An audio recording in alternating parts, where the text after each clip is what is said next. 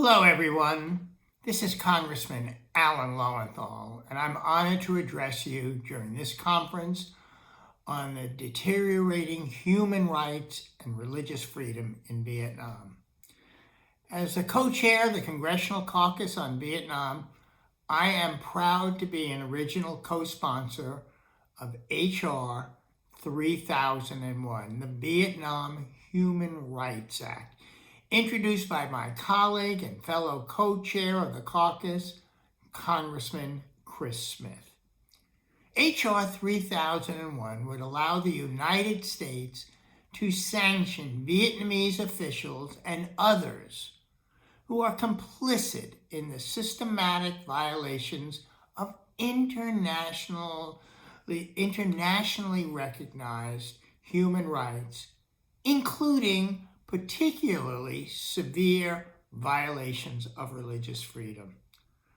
I'm glad to see bipartisan support for this legislation from the House of Representatives, and I hope to see the same in the Senate so that the Congress can send a clear and unified message to the government of Vietnam that we stand for human rights and religious freedom.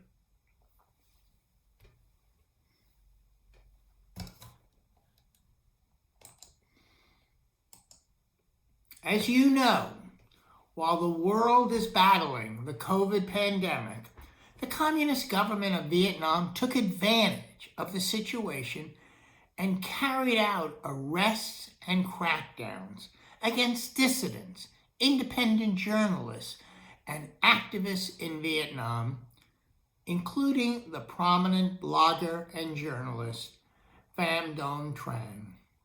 I've spoken up many times on these arrests, and most recently, I joined my colleagues in the House of Representatives in sending a letter to President Biden asking the United States to raise the case of Pham Dong Trang with the government of Vietnam and demand for her release.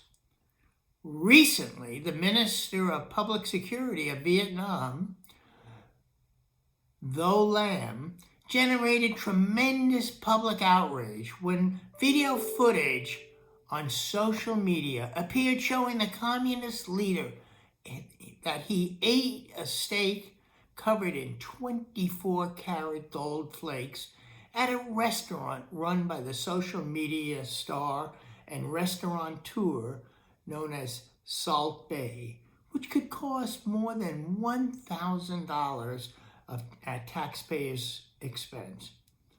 This is an insult to the people of Vietnam who are suffering from the devastating impacts of COVID. Furthermore, the public minister, Tho Lam, is one of the worst human rights violators in Vietnam and should be sanctioned by the U.S. government using the Global Magnitsky Act. I believe that the United States wants a closer relationship with Vietnam in an effort to counter China's aggressions in the region, but we should not ignore the deteriorating human rights condition in the country, and it is now time for the United States to hold Vietnam accountable. I look forward to continuing to work with all Vietnamese American organizations and with my colleagues in Congress to advocate for human rights and religious freedom in Vietnam and to hold Vietnamese officials who blatantly violate the basic fundamental freedoms of Vietnamese citizens, particularly dissidents, bloggers, journalists, and independent religious leaders.